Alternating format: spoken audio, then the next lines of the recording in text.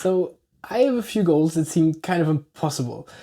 Yeah, basically this whole podcast is about trying to find the meaning of life, and this is not the thing that people say it's easy, or most people wouldn't even say that this is possible. And yeah, maybe you have the same. Maybe you also have like goals that are pretty big. Hopefully you also try to find the meaning of life. But yeah, because I have this goal, I started to look around for books that could maybe help in such a direction, and I found a book by Stephen Kotler. The book is called The Art of Impossible, and it's basically about exactly this. It's about how to reach the impossible. It's okay, maybe not how to reach the impossible, but how to reach something that seems like it is impossible. And maybe basically on how to achieve peak performance, how to achieve as much as you possibly can, how to achieve the things that seem impossible to you now, but can be possible with a few tips and tricks. I don't know if it's tips and tricks, but yeah. So I read this book and I thought it was really good. So I decided to make a quick, short summary of the key learnings from the book. And yeah, here we go. First, about the author. Stephen Kotler is a name synonymous with cutting-edge research on peak performance and the science of the flow state. He's also the co-founder of the Flow Research Collective. It's like a group, they research about flow, like it's called Flow Research Collective. And yeah, he has worked tirelessly to unlock the secrets of human performance. His books include the bestsellers Rise of Superman and Stealing Fire. And yeah, they are pretty big, the books, and they offer a deep dive into the world of extreme athletes and how they tap into flow states to achieve extraordinary feats. In his latest book, The Art of Impossible, Kotler distills decades of research and first-hand experiences into a practical guide for achieving peak performance. He combines neuroscience, psychology, and physiology to help us understand how to unlock our potential and achieve the impossible. So join us as we explore Stephen Kotler's groundbreaking insights and how they can be applied to our daily lives, helping us to reach our highest aspirations and deepest passions. Whether you're a professional seeking to maximize your productivity, an athlete looking to enhance your performance, or simply someone curious about the limits of human performance, this episode is for you. Let's dive into the mind of Stephen Kotler and discover how he makes the impossible possible. Or how to make the impossible possible. Damn, this was the first time I read something in this podcast. I don't know if it's good, but just try new things. So, in this book, he has 4 steps. Like, basically, his whole book is structured in 4 steps. The first step is that you try to find something that motivates you. Because if you have motivation, then it's much easier to go all into something and to truly achieve peak performance, to truly achieve the impossible. The second step is learning. So he lays out a structure on how you can learn, like in the area you want to achieve peak performance. He has like a 5-step system on how to become one of the 99.9% in every field, with this learning system. And yeah, step number 3 is creativity. And in his book, he lays out a few tips and tricks how to be more creative, how to use creativity to achieve more. And last, the final thing, and the thing I'm interested in the most, is flow. So this is also something he researched a lot on. So as I said, he is a co-founder of the Flow Research Collective. This is a group, they research about flow, and yeah, in this book he also talks a little bit about flow, and yeah, I'm gonna cover all 4 of those. So motivation, learning, creativity, and number 4, flow. Let's start with motivation. So why do we want to find the motivation? So if you find your motivation, it's much easier for you to go all into a thing, go 100% and achieve the things that now seem impossible. So it's much easier to stay motivated, to work hard, if you have something that motivates you. But what motivates you? He lists 5 things, but yeah, I think like the main thing I got away from it is that you have to find something that gives you purpose. And he has a pretty nice system on how to find your purpose or something that you find is purposeful. And yeah, it's a 3-step system. So he starts, or you, in the book, he explains that you start with point number 1. You try to find the things, or you try to find your curiosities. Curiosities are just things you are interested in. So just things you would like to read a book about, things you would like to learn more about. And even with just curiosities, if you just follow your curiosity, you can reach much more than if you go into a field where you have no curiosities in. So yeah, you just search for things that you are intrinsically motivated to research in, that you are really interested in. And the step he writes in his book is that you start by writing down 25 things that you are interested in, that you would like to learn about, that you would like to watch a lecture about, that you would like to read a book about. And yeah, I did this, and I have like a big list of my 25 things. And actually it was pretty hard, because if you're not specific enough, then you're pretty fast. You have like all the big areas covered, and then you're like, okay, I have like 12 curiosities now. And this is like basically everything that is in the world. But he really wants you to be really specific. So 25 things as specific as possible. And 25 things that you are super interested in. For me, is, for example, one thing like really basic, is that I would like to find ways to optimize my sleep in the best possible way. So I'm like super awake, super full of energy all the time. So really specific. Not only like I try to be super energized all the time, but I want to optimize my sleep to even more. I would like to learn how to optimize my sleep, and maybe you could optimize it even more and go like into circadian rhythm to optimize sleep, to optimize your energy levels. So enough about this. This is step number 1. You try to find your curiosity. So remember, we're on our way of trying to find our purpose. So now you have a list of 25 things you're curious about. So this is quite nice.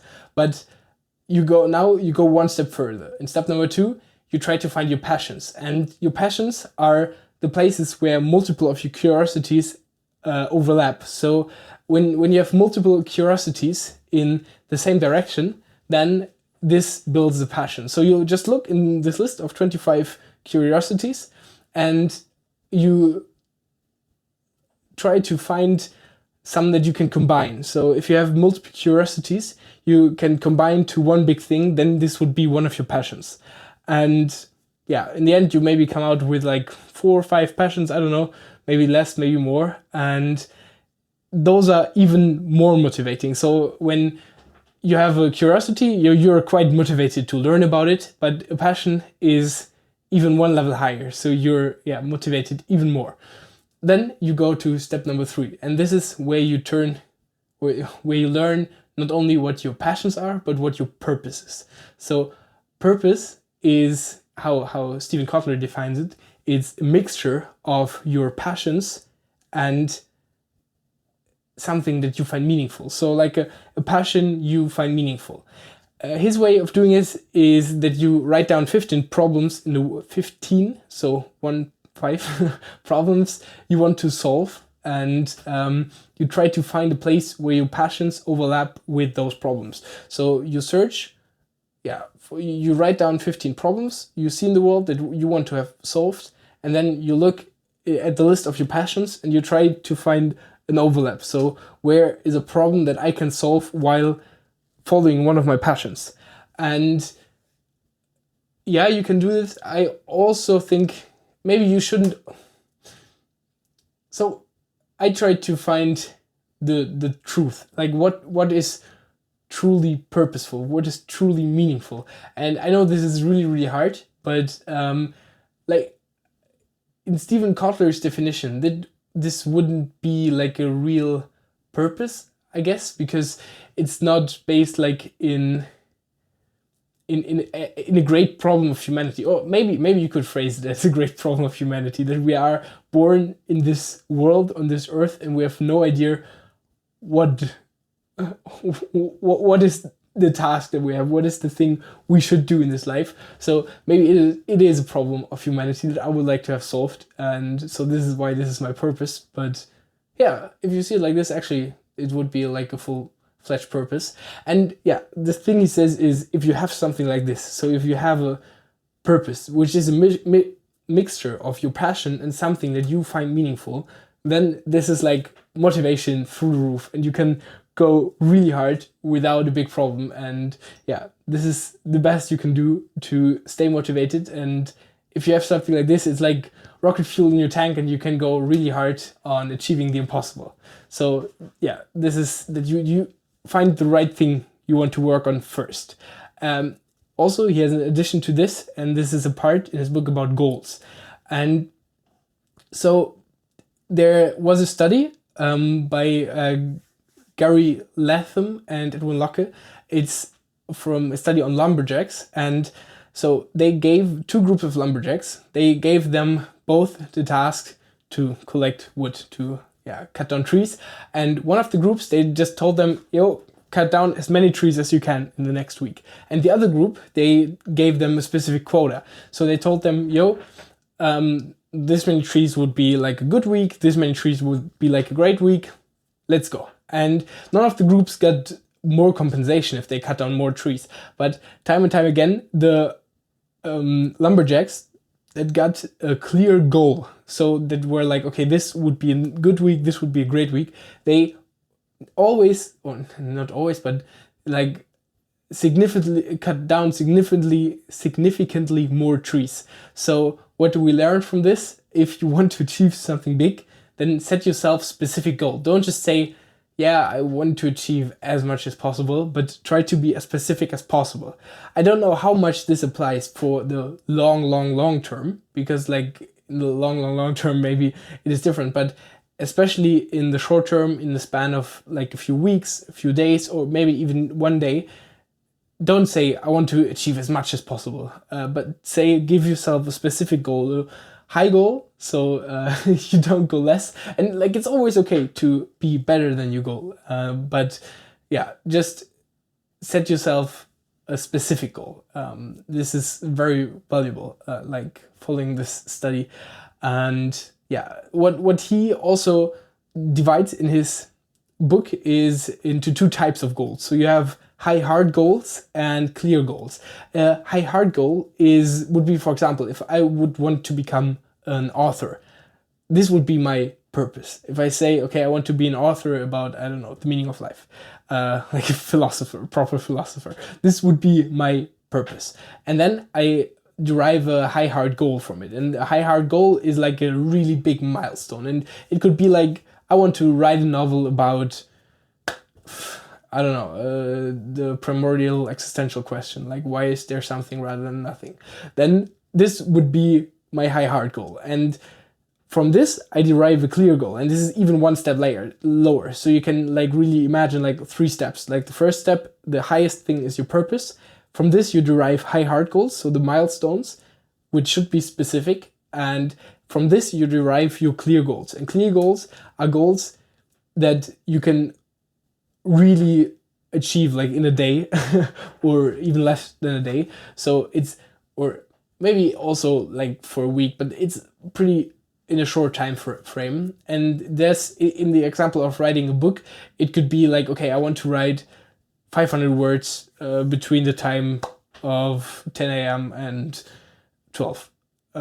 So this would be my clear goal, and I tried to, this is the only thing I focus on in the end. Like on the day, I only focus about writing 500 great words, and I don't think about the bigger purpose, or maybe you can have it in the back of your head, but the main thing is focus on the clear goal, then in the context of the high hard goal, in the context of the purpose. And this way you have like a clear thing you work towards, you have a clear quota like the lumberjacks had, and this way you can achieve much more. And Yeah, also one small little tip that I found really good in this book is that you should do your daily tasks in the order of difficulty, because it's not really true. I wanted to say that willpower is limited, but this is not really true. So there are studies that say willpower is limited, and there are also studies that say willpower is limited, but only if you believe that willpower is limited. So willpower is not really limited, only if you believe so, but still concentration, everything, it declines over the course of the day. And so if you start with your most difficult tasks, then you have this big things away in the beginning of the day, and it only gets easier. And for sure, for example, with dopamine, it will have an advantage. If you just do the hardest tasks you don't want to do first in the day when you're reset from sleep, and then you work your way up to the easier and easier and easier and nicer tasks. Yeah, let's go to point number 3. So all we were just talking about was all about finding your motivation. Now we're on part number 2, and this is learning. And for learning, Stephen Kotler put out 5 steps of learning. So it's like really a clear structure how he says is the best way to learn something, or his way to learn something. And the first thing he points out, not one of the steps, is that frustration is nothing bad. So if you feel frustrated while learning, if you're like, oh shit, this is hard, I don't get anything, this is, then this is a good sign, because this is the time you're learning. He specifically mentions norepinephrine, which is which your body secretes when you are frustrated, and yeah, this is really important for learning. And if you're in this state, it's not bad. If you're frustrated, it's a good sign. It's a sign that you are learning. But now let's go to his 5-step learning process. So step number 1. Step number 1 is to read 5 books. So those are not 5 steps. It's just step number 1 is to read 5 books on the subject. And each book should be harder than the book you read before. So you start with a popular science, book about your topic, and then you go each one harder and harder and harder. And the purpose of this is to get familiar with the terms, the language, and the ideas of the topic you want to achieve mastery in, the topic you want to reach the impossible in. To just know the jargon, to just know how people talk, and to know the most important ideas, to get a basic overviews. And while you do this, you take a lot of notes and you write down all your questions, because you need them for step number 2.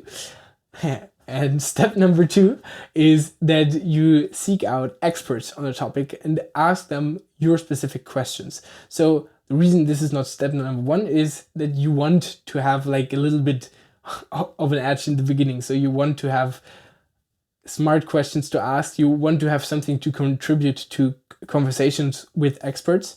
But as soon as you have like a base from 5 books, then you can really start to ask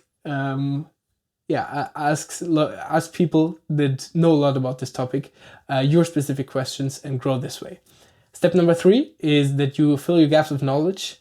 And this means that whenever you find like an area where you're like, okay, I don't really get this, and especially when you have conversations with experts, you're gonna notice this, then you just write it down and try to research more in this direction. Step number 4 is that you try to really build arguments for opinions. So you can, in this step, you can build your own opinion, what you believe to be true, and you really write down arguments, you write down possible counter arguments, but you not only do it for your opinion, but you also try to do it for other opinions. So you try to find arguments and also counter arguments for the different opinions you find on your journey. So you try to contradict and defend opinions you've heard, and you also try to pick your own opinion, the opinion that you choose you want to have.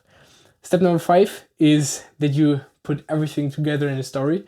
And I don't know if this is super important. I think it's kind of cool, because his reason for this is that if you put everything together in a story, we as humans, we are made for stories. We love stories. So it's gonna secrete dopamine, and especially when you tell it to somebody else, and then you feel good, you're more motivated, and you are ready to want to learn more, to want to achieve more. And yeah, this is why you put it in the story. The most important takeaway for this, I think, are actually the first two steps. So read a book, read a few books, and as soon as you have the basis, go to people with your most important questions. So this were Stephen Kotler's 5 steps on learning. Now, here on creativity. This is 2 parts. So the first part, why is creativity amazing? And the second part is his specific strategy on how to be creative. Why is creativity amazing? Pretty simple, 2 things. It's a study from 2016 by Adobe, and this study tested a lot of people that on their creativity and on different life outcomes. And the 2 most significant findings, or 2 significant findings, were that people that score high in creativity also had a higher income by, I think, 13%. And also people that scored high in creativity also scored higher in happiness. And this is actually pretty big. This is 34%, which is pretty extreme. So now you may think, oh, that's nice for people that are super creative, but yeah, shit for me. I don't know. But in his book, he actually lays out a few techniques how to increase creativity. And yeah, let's just go in. So the first thing is that if you have a good mood, then you are more creative. Why is this? This is because we can go into the complicated explanation, and this is by using like a brain area. It's called the anterior cingulate cortex, the ACC short. And if you have a good mood, your ACC is more active. And you know, when your ACC is also more active, your ACC is also more active whenever you have like an aha moment. So a moment when you suddenly understand something. So I'm pretty sure you probably know it, because I know it, and I live for those moments when I'm like working hard on my note-taking system and trying to understand something, and suddenly it's like, oh, now I understand. And this is one of the most amazing feelings you can have.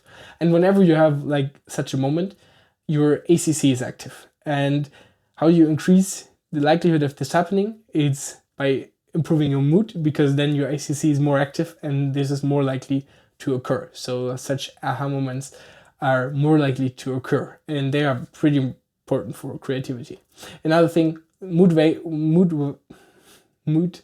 So your mood also, I wanted to say mood valence, because this is how I operationalized, or how I called the variable in my note-taking system. But just to keep it simple, your mood also is linked to your use of intuition. So when you have a good mood, you're more likely to use your intuition, to not beat down new ideas, and just to follow to follow the flow, to follow your intuition.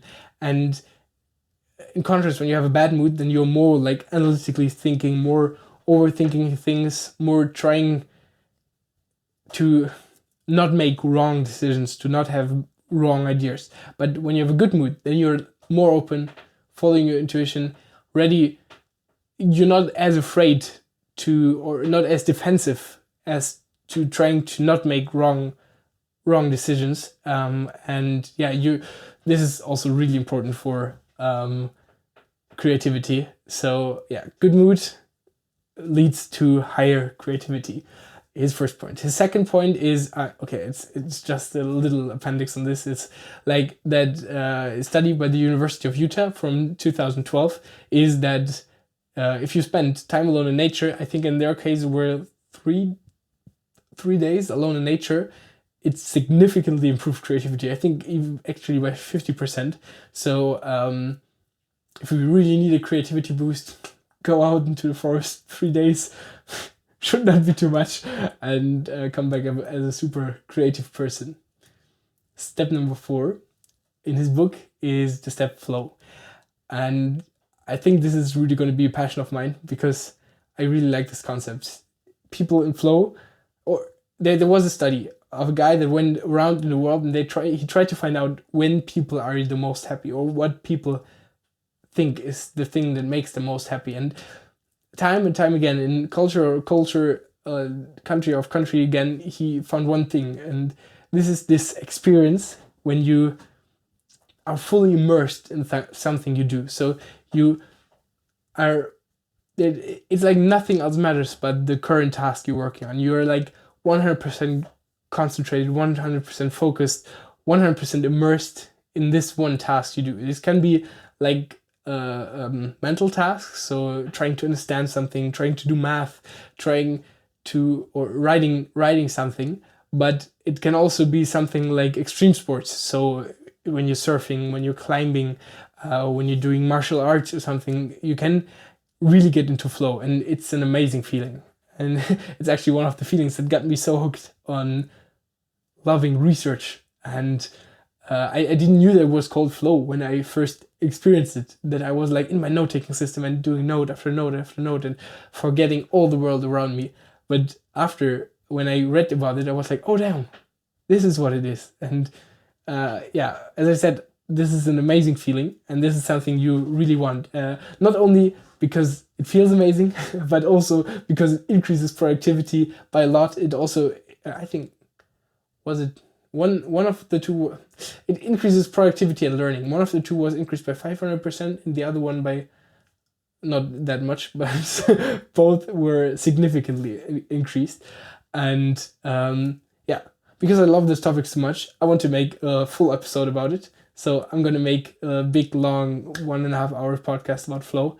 And yeah, that's basically it about the book. I really, really enjoyed it. And nice. See you in the next one.